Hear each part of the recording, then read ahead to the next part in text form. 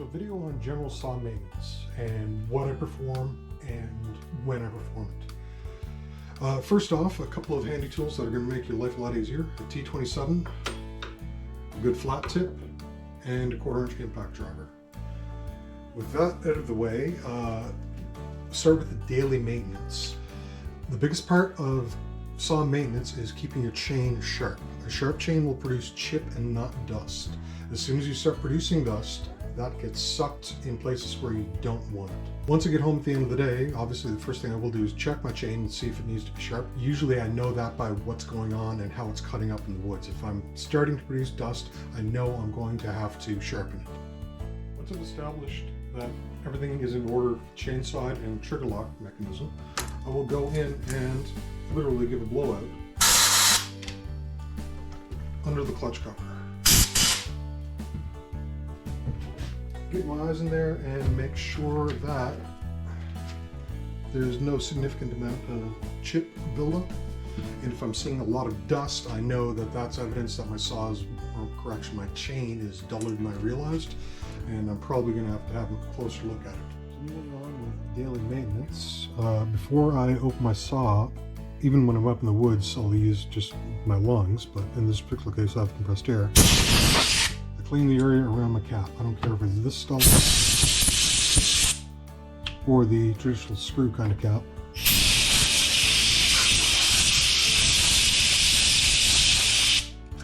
Keeping dirt out is going to prolong the life of your filters and prolong the life of your saw. So I'm going to open this up partially.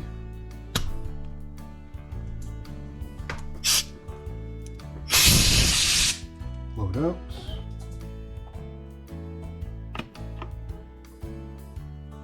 Open it up and I'm going to inspect inside, and even with that level of cleanliness that I go through, you'll notice that there was a nice little piece of wood chip in there. Check everything else out, nice and clean, ready for me to fuel my saw later.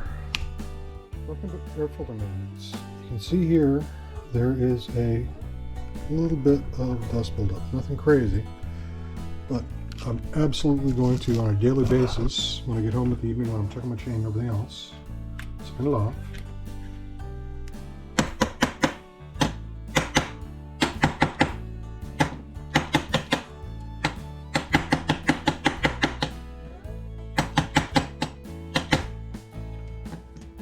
And give it a knockout. And you can see the very fine dust that came out of it.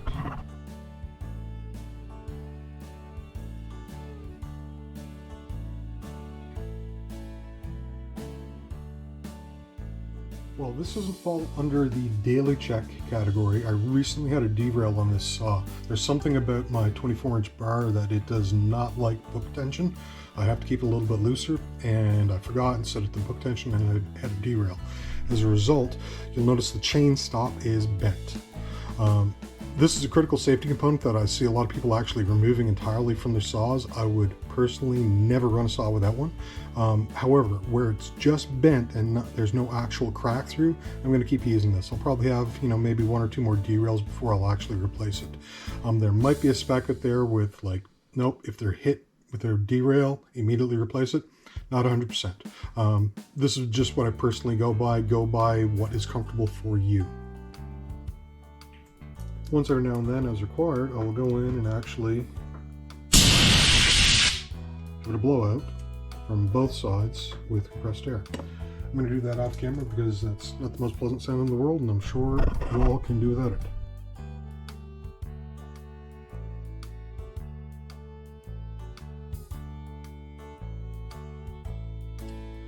Notice as well some minor bluing along here. There are some people who will say, oh no, you absolutely have to replace that bar right away. No, not in my opinion. Again, some little bit of minor bluing. But all in all, this bar will probably do me for a few more years. Again, I'm inspecting it to make sure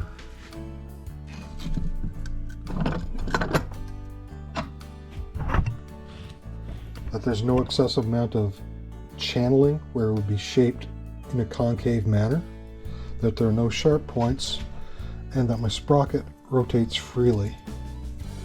The other thing I'm going to check is I actually have a gauge made for 50 thou to see how much wear is internally along the bar. After that, I'm just going to make sure that the oil ports are clean and that the bar has an overall straightness to it. We're getting into blowing out the rest of the saw. For the intake, I'm just going to give a wipe around. Have a look inside, and I'm not seeing any obvious amount of dust or anything that would be concerning enough that I would take it any further apart. What I am going to do before I get at it with compressed air is wrap a shop rag around it. In some saws, you can literally just stuff the shop rag into the throat of the carburetor itself, and that will work. However, in this particular case, I don't have access to it, so I'm going to go in with this and use compressed air and clean out everything around here.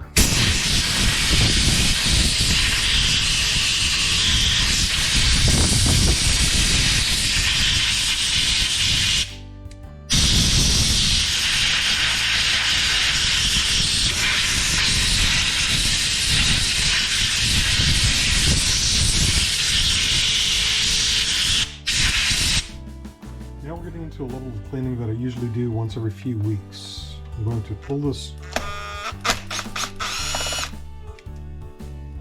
cover off, and you can notice that I obviously have not done this in some time.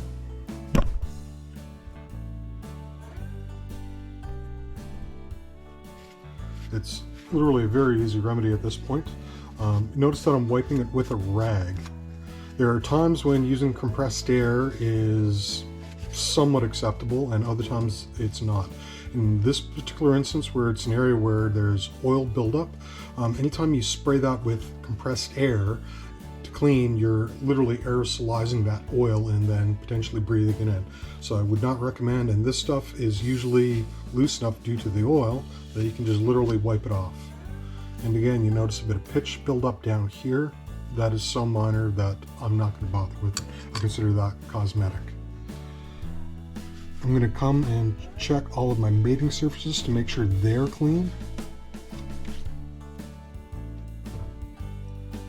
Give a little clean out where necessary. And one of the more handy things that you're going to be able to use when it comes to cleaning is Q-tips.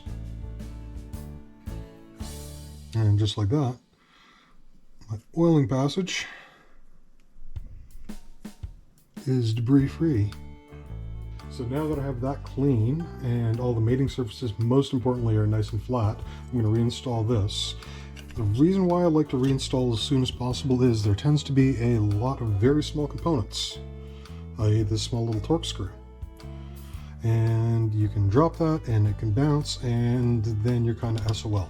So I highly recommend, if it's possible, if I'm going into a deeper detailed strip, I will actually leave it off, but I'll put it in a plastic baggie. And I'm going to be removing this again when I get to the next level of the strip, so I'm just temporarily reinstalling to show that it's a good idea.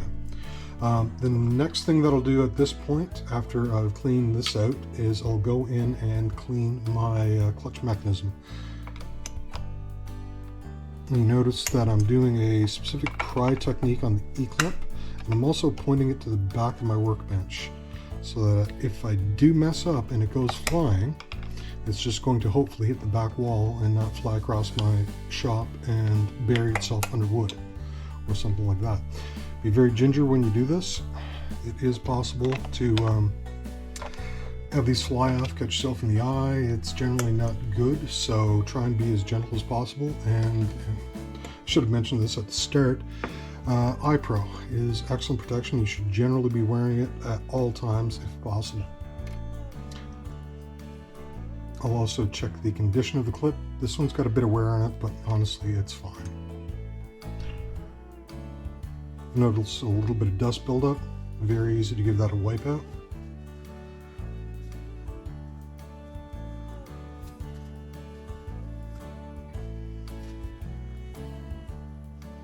And voila, clean enough.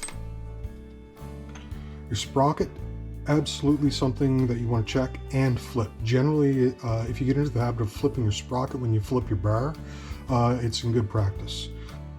So now that I'm down to the point where I can remove my clutch drum, it is literally a case of pull it out. Notice there's a bit of debris buildup and a little bit more debris buildup inside here. That is the result of having dust. It will get in these places. Unfortunately, it's very easy to clean. Just take a rag and start wiping.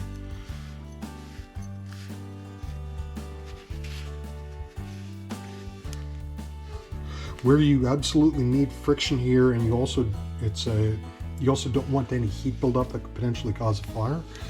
Brake cleaner. You can clean this off to a nice bare metal surface using brake cleaner.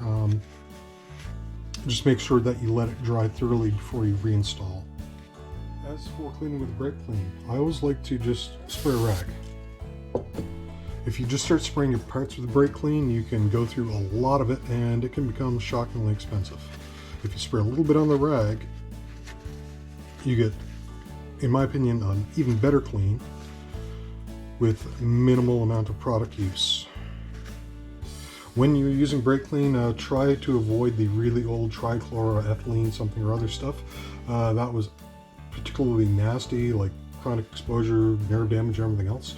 The new stuff is non-chlorinated. It doesn't work quite as well, but it works well enough that the harmful effects aren't nearly what they used to be back when I was new to the job and didn't read the MSDS sheets. So now I have my clutch drum reasonably clean. There's a little bit of rust standing in there, but that's so minor that I'm not concerned about it. At this point, I'm going to do two things. One, I'm going to pull the needle bearing off. I'm going to grease this before I reinstall, but I'm going to have a look at it and check for any possible excessive wear. All of my needles, if I'm seeing bluing in the needles, that is a very bad sign. I touched on it when I mentioned the bar. Bluing on the bar, that's a big piece of metal and it can take a little bit of heat before it's going to fail. If I'm seeing any bluing in these needles, that's not a lot of heat or not a lot of metal, and they can't absorb near the same amount of heat. And if I saw bluing, I'd be putting on a spare.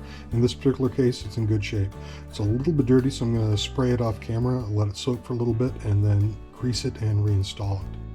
Getting into the clutch specifically, you'll notice that there is, and excuse me for the movement of the camera, but it's necessary in this particular case, there is a bit of debris in there. It's nothing crazy. Once I pull the cover off for the chain brake, you'll see much more. But at any rate, just glancing at this saw, what's required is just give that area a blowout.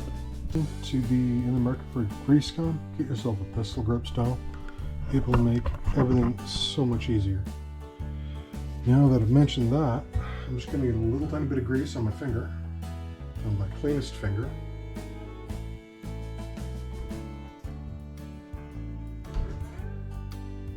And it will not take much. This is red synthetic grease. It is what I use, pretty much exclusively on these. And I'm literally just filling by dipping the needle bearing in and pressing down and rotating. And that is forcing the grease through. Back in the day, saws used to have a hole here and holes in here so that you would use a needle injector to grease the sparing.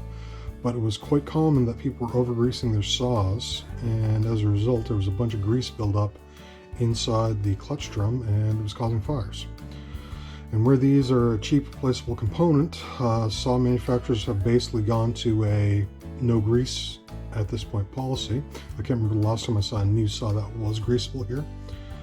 However, I still like to grease them by hand because it's saving me replacing this needle bearing. I probably would have had to replace it 3 or 4 times now since I've had this saw for 2 years, I guess. Just by a little bit of extra maintenance. And you see, it's not a lot, but it's kind of hard to tell for sure at the angle you're at, but I'm actually seeing new red grease on the inside of the needles, which is exactly what I'm looking for. Now that I'm happy with that, I'm going to double check for the position of my oiler drive arm, and it moved on me. It's now down at the, let's call it the 430 position, but that's a very easy thing to sort out when I install my drum. You can hear it just popped into place, and now I'm going to reinstall my needle bearing and check for proper operation. This right here is a good example of operational versus cosmetic levels of cleanliness. You can see right here there's a couple of these vents that are plugged up. I'm absolutely going to be taking the compressed air and cleaning those out. What's not concerning to me is the pitch buildup elsewhere. It doesn't affect airflow. As long as I have good airflow in here, I'm happy.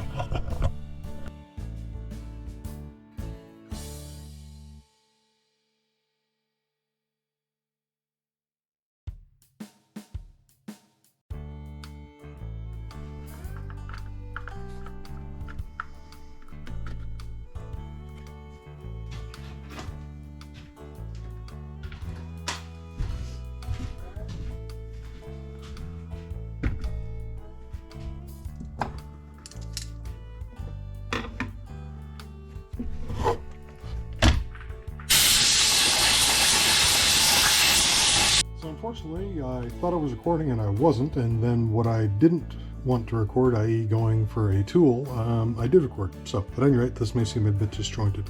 You can see the clutch brake mechanism here, and you can see how I have decent movement, and when I fire the mechanism, let me see if I can get out of the light so you can see it better, and it's resetting normally. Okay, that was in here that I unfortunately didn't get on camera. It was absolutely ridiculous. So at any rate, it wasn't enough to interfere with everything, but it was more than enough that I was quite happy to have opened it up and cleaned it out. Because of the debris buildup that's in here, I'm now very suspicious of what's behind my clutch. I was going to take it off anyway for demonstration purposes, but I'll take it off and you'll hopefully see what I'm talking about. So for taking the clutch off, it rotates in the opposite of direction of what most people think. There's actually a directional arrow marked on it, which I will show you in a little bit. However, there's another thing that you absolutely 100% need to do, and that is to stop the piston from rotating over. There is a old way of doing it where you use old pull cord, that kind of thing. I personally don't recommend it. They make a tool, it's not expensive, and it's called a piston stop.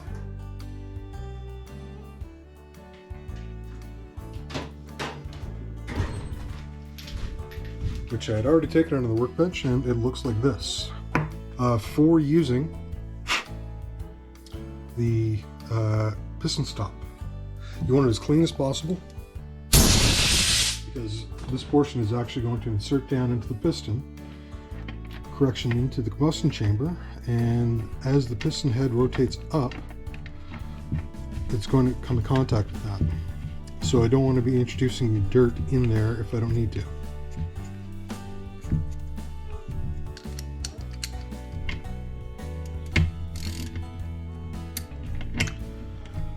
And I'm also not going to make a crazy amount of torque on this.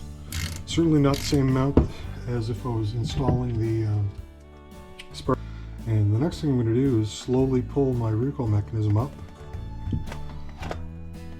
until that piston is bottomed out. The reason I do that is because I don't want that piston coming up and slamming into the piston stop when I'm using an impact. Because for this next stage, the impact is somewhat necessary.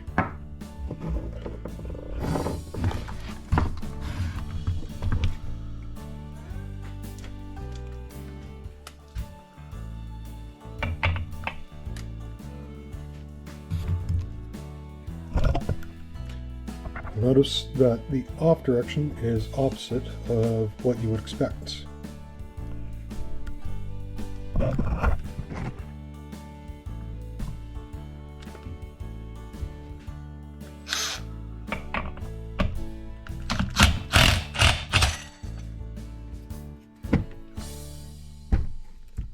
Once you have torque broken, you can literally spin it off with your finger.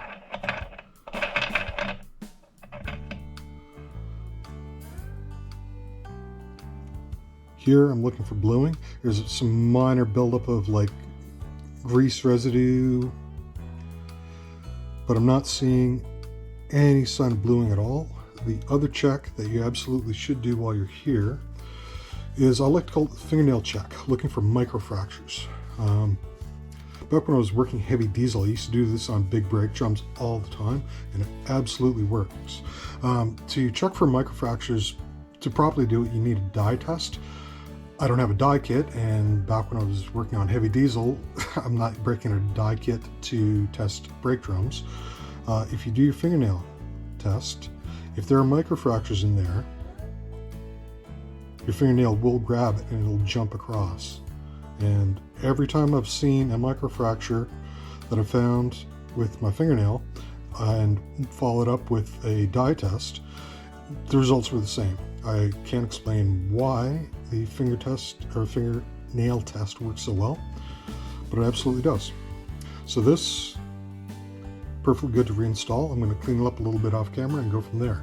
However, before we get to that point, now you see what I'm talking about with the debris built up inside there. That's all stuff that sits there and collects a little bit of oil, a little bit of grease residue, etc., etc. And because it's inherently wood dust, that can be pretty flammable. You can see how much cleaner the face of the clutch is becoming just by a little bit of brake clean and a little bit of elbow grease. In fact, I'm barely applying any pressure at all, so saying elbow grease is somewhat misleading. So I definitely classified that as a much better, or in the much better category. There's some minor residual cleanup that I'll have to do after the fact, but at this point, I'm ready to call that clean enough. Note that when I'm doing a reinstall, I'm not just laying into it with an impact. I'm literally making sure all of these screws are well started by hand.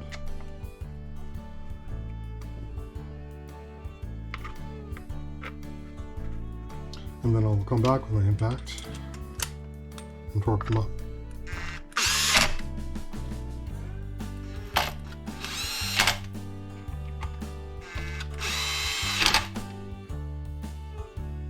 For the clutch reinstall, it's literally the opposite. You will be going counterclockwise.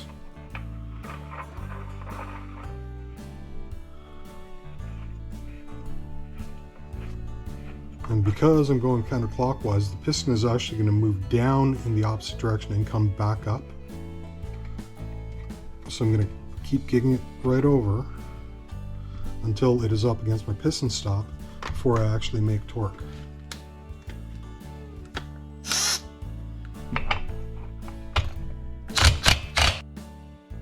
What's particularly awesome is when you reassemble all that and then you realize, oh, I forgot a part.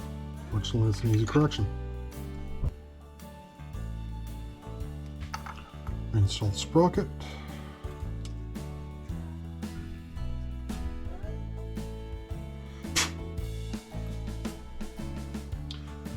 And at this point is another portion where you absolutely should be wearing safety glasses.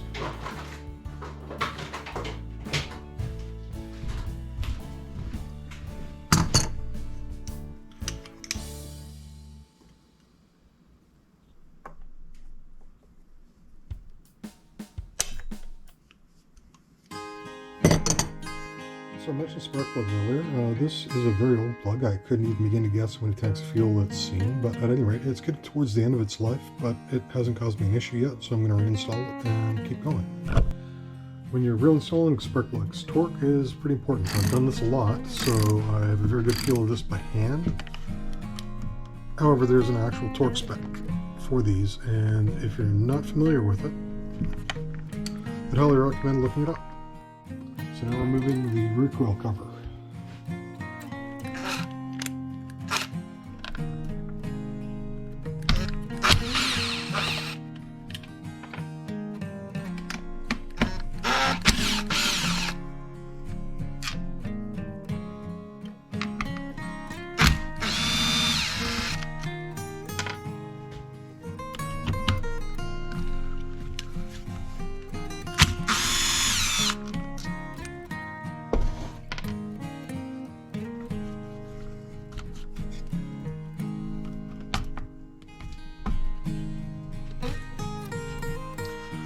And you can see there's some degree of pitch buildup in here, but what I'm not seeing is a significant amount of dust buildup, which is a good thing.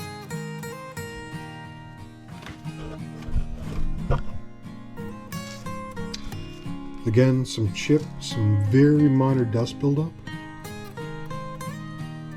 but nothing crazy, and a little bit of compressed air is going to sort that out for me.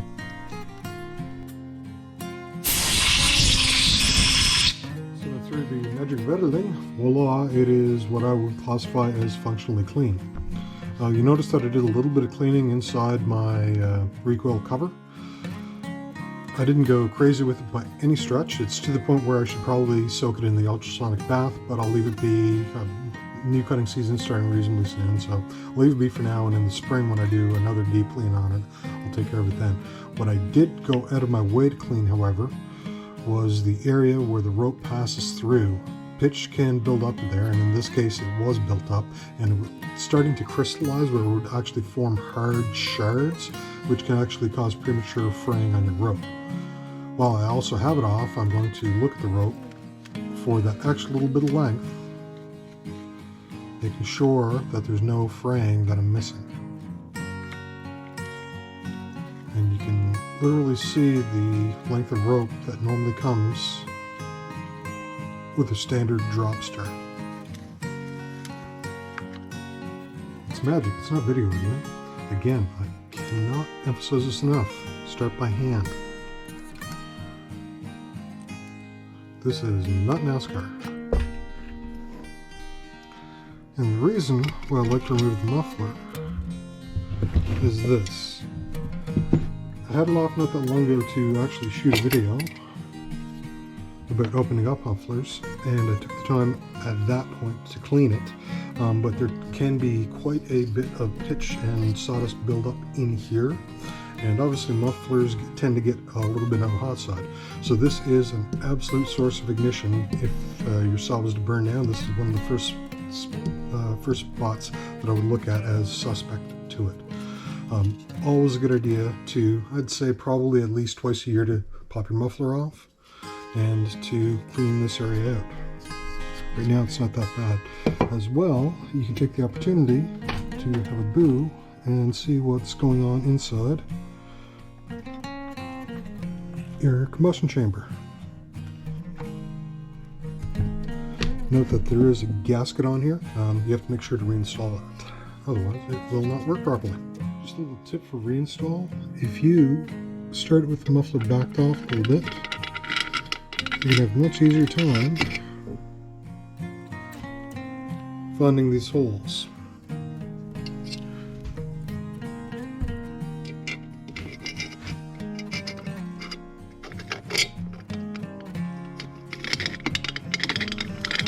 Versus trying to do that blind and not sure if you actually engaged or not, it is well worth doing it this way, in my opinion.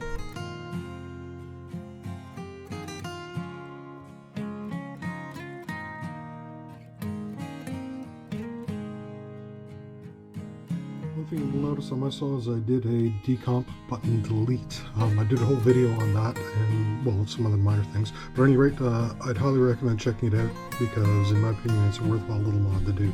So I want to talk a little tiny bit about chainsaw sharpening. This is not going to be a chainsaw sharpening video. There is a lot of contention in the community about what's right, what's wrong, this, that. I'm just going to give you the absolute basics and some absolute truths. This portion here is the top plate. This portion right here is the side plate. And this corner where the two meet is your working corner. Note that this is full chisel chain. Semi-chisel is going to look a little bit different, but the effect is the same. The working corner for full chisel should feel like a hypodermic needle. It's instantly grabbing my skin, right? The top plate and side plate, because the surface area is increased, it's not going to feel quite as much, but you should feel that grab where it wants to do something with your skin rather than just slide right off. The other thing that I want to mention is raker height.